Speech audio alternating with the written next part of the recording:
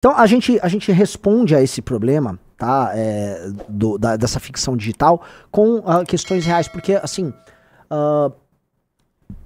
ou a gente abdica e se torna parte dessa insanidade digital totalmente, ou, como diz um homem lá do passado, ride the tiger, né? Aprenda a controlar o tigre, né? Cavalgue o tigre da modernidade e saiba controlá-lo. A gente tá tentando controlar o tigre. Né? Porque se você se deixar levar pela modernidade e pelo avanço da tecnologia, o correto é nós deixarmos de existir. É nós desaparecermos, porque o ser humano, se ele não tiver o controle da técnica e se ele não controlar esse processo maluco, esse processo engole a gente. Entenda uma coisa, só que eu queria explicar. Já, eu tô falando em 2 anos, não faz ter sentido você assistir essa live. Não tem nenhum sentido. Porque vai ter avatares falando o que eu falo, falando o que qualquer um fala. Avatares digitais, eles vão simplesmente compilar o que eu falei ao longo dos anos, vão pegar padrões e vão construir. As inteligências artificiais vão entregar boa parte daquilo que as pessoas entregam e vão criar as próprias demandas. Não pense que a gente controla porque a gente faz os inputs, a gente cria os prompts. Não. Eles vão criar os próprios prompts. Eles vão criar as próprias derivações. As coisas vão avançar e elas vão avançar rapidamente. Tá? As coisas vão nos mostrar, assim, certos elementos profundamente desumanizantes em tudo isso. Como, por exemplo, o fato de que o ser humano, ele, na maior parte dos casos, ele é improdutivo e ele dá problema. Ele é improdutivo e dá problema. Há pessoas que não são muito inteligentes e que não tiveram uma boa escolaridade. Eu falo, uma pessoa que já é, vamos dizer, meio burra de nascença e que não teve uma boa escolaridade, essa pessoa, nessa economia altamente automatizada, cheia de inteligências artificiais e tal, essa pessoa não vai ter utilidade econômica. Então, mas ela pode consumir? Pode. Mas como ela não vai ter capacidade de geração de renda, dá uma bolsa pra ela, ela fica consumindo aí. Essa pessoa não vai ter função social. E aí, você vai ver teorias das mais complicadas surgindo aí. E eu já falei, inclusive, num podcast que tá lá no Valete Plus. Você vai ter uma corrida que é o seguinte: você vai ter os países investindo em seres humanos feitos com base em engenharia genética. Eu tava falando com a doutora Renata Knack, que fez inclusive um podcast comigo lá no Valete Plus. Ela tava comentando o seguinte: usar aquela técnica, a mesma que usaram para fazer o lobo atroz, né, o CRISPR. Fizeram com o CRISPR, um chinês fez uma edição no genoma do embrião riso, que fazia com que ele fosse imune ao HIV. E todo mundo ficou chocado, que assim, ó, o cara conseguiu resolver um problema, tá? Só que manipulando o genoma de embrião humano. Ou seja, quantas outras coisas você não manipularia? Hoje já detectaram vários tipos de gene ligado à inteligência, ou ligado a predisposições à violência, predisposições a ser mais concentrado, menos concentrado, mais consciencioso, menos consciencioso. O que eu quero dizer? Já essa tecnologia, né, como ela é fácil de ser utilizada, ela vai permitir a edição de super-humanos. Mas aí no Ocidente vão criar legislações proibindo. Sim. E o primeiro país que não fizer isso? O primeiro país que não fizer isso, dado que isso vai criar uma corrida muito similar a uma corrida nuclear, alguns países vão fazer o quê? Eles vão ter e vão proibir os outros? Olha, a bomba atômica foi assim, né? Vai querer, eu quero montar uma bomba atômica aqui, não vão deixar, mas a França vai ter, a Rússia vai ter, a China vai ter, os Estados Unidos tem, a Índia tem, Paquistão tem, Inglaterra tem, alguns têm, e quem tem não deixa os outros terem, certo? É uma guerra assimétrica. E se virar isso? O mundo inteiro tá proibido, mas aqui nos Estados Unidos a gente fez, e vamos fazer. E se você não gostar, eu vou tacar uma bomba na tua cabeça, ou eu vou cortar você eu não sei. No que é essencial, a humanidade, os países que têm poder mostram os dentes, né? E impõe seu jogo de poder, sim. Não tava todo mundo chocado que agora tá um político republicano lá falando que a América Latina é quintal deles? Ora, hello, a América Latina é quintal dos Estados Unidos, sim. Eles mandam aqui. Eles vêm, cagam na nossa cabeça, usam a gente quando necessário e jogo que segue. Tá? E é concreto isso que eu tô falando. Isso é real. Então, isso vai acontecer. Já para pra pensar que aí alguns países vão ter pessoas desproporcionalmente mais inteligentes e mais adaptadas para esse mundo, e outros lugares, sei lá, América Latina, África, lugares pobres, a gente vai ficar chupando o dedo? E mesmo nesses países, né, subdesenvolvidos, as elites locais vão investir em embriões para os seus filhos e sucessores, e as camadas mais pobres vão ficar ainda mais pobres. Ainda que as pessoas digam, tudo bem, mas já existe esse tipo de clivagem. As pessoas mais ricas, elas costumam ser mais aptas ao capitalismo em sociedades específicas. E sim, as elites, elas, né, você pode começar a querer fazer esse tipo de correlação. Os Estados Unidos é cheio dessas correlações. Mas, no final, você criar, vamos dizer, uma espécie de... Você tirar a loteria, né, a loteria do pareamento cromossômico, e você começar a fazer uma engenharia disso com base na grana, isso é correto, isso não é? Estamos brincando de Deus ou não? Ou para mim o fato é o seguinte, a humanidade, ela, até o fim desse século, ela verá coisas muito estranhas acontecendo, mas muito estranhas, e eu não acho que isso está sendo discutido para valer, tá? Mas eu tô juntando esses pontos, né? E aí tô falando de inteligência artificial, tô falando de simulacro, tô falando desse mundo novo que tá surgindo. Porque como nós estamos atrás, né? Como nós estamos atrás. E a gente não prende nossos bandidos, nossas crianças não estudam, as nossas cidades são horrorosas. Mas, né, estamos discutindo aqui direitos humanos para travestis do século 23 e, sei lá, anistia pro retardado do Bolsonaro. A inteligência artificial já entrou no mundo dos negócios, nas empresas. Isso está acontecendo. Vocês estão vendo essa transição acontecer. A transição está acontecendo diante dos seus olhos, tá? E como ela é uma transição e como ela acontece a cada instante, a cada dia, a cada minuto, você não percebe. Porque uma das qualidades do ser humano é a sua adaptabilidade. Então a gente está se adaptando. Você já está se adaptando a uma vida com inteligência artificial, tá? Eu acho que assim, essa vai ser uma vida diferente. O mundo, as tecnologias têm um poder deflacionário, ou seja, muitos produtos e muitos serviços vão ficar cada vez mais baratos, outros vão ficar gratuitos.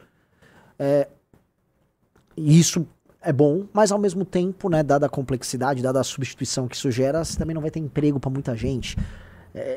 Esse mundo é muito estranho, tá?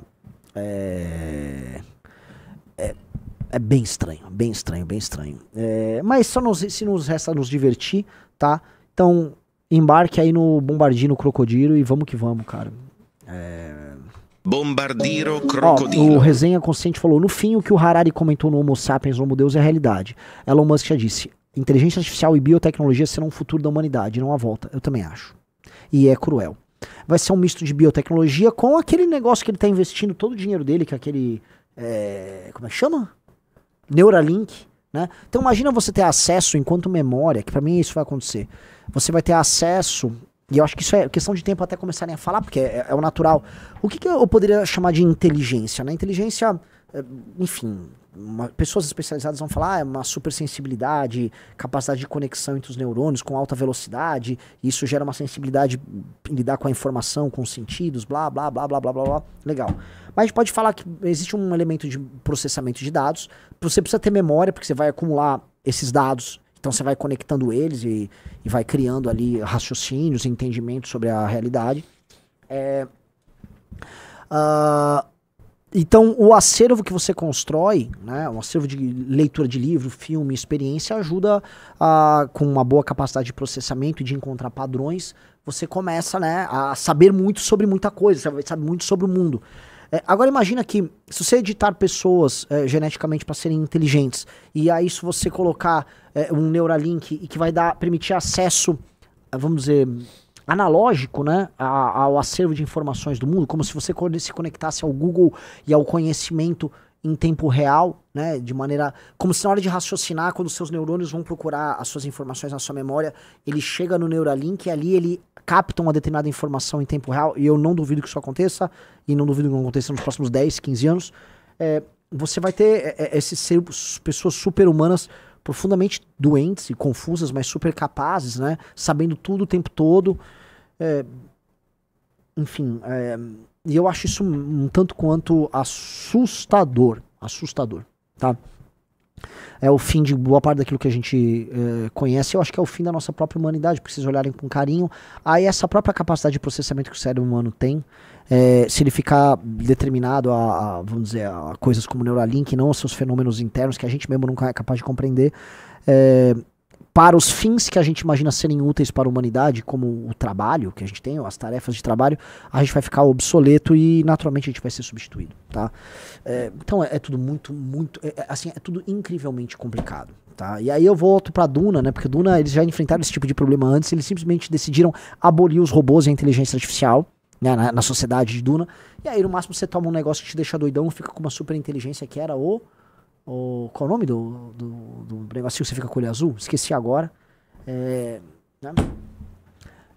E é isso. O Claudio Leite falou, e os sentimentos, né? Dá pra reproduzir artificialmente? Bom, eu como uma pessoa com baixa produção de ocitocina, eu posso dizer que os sentimentos não são tão importantes assim, tá?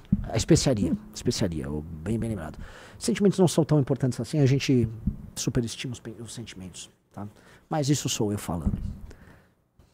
Agora, isso é tudo, no Brasil, a gente discute essas coisas enquanto a gente vê o nosso mundo se derretendo, porque ele é uma... Aliás, ele mostra, né, essa questão da tecnologia e do digital, ele mostra como no ser humano ele é capaz de conviver como um ornitorrinco. É que eu sei ornitorrinco é um exemplo péssimo, e eu gosto de falar de evolução, acho biologia evolutiva é um assunto sensacional, mas é legal pra caralho, porque... a gente é como se a gente tivesse várias etapas evolutivas ao mesmo tempo. Sabe uma foca? Tem coisa mais desajeitada que uma foca? A foca, pra mim, ela é como se fosse um ambulocetus ou um... Eu vi um nome, tem um desses animais que foram... Veja só que animal incrível. O Hemingtonocetus, clica na primeira imagem dele, né? Esse aí. Ele é um dos animais do processo evolutivo que vai do Paquicetus até chegar nas baleias e nos golfinhos, né? E ele vivia em águas rasas, né? Ele era realmente uma parte desse processo evolutivo.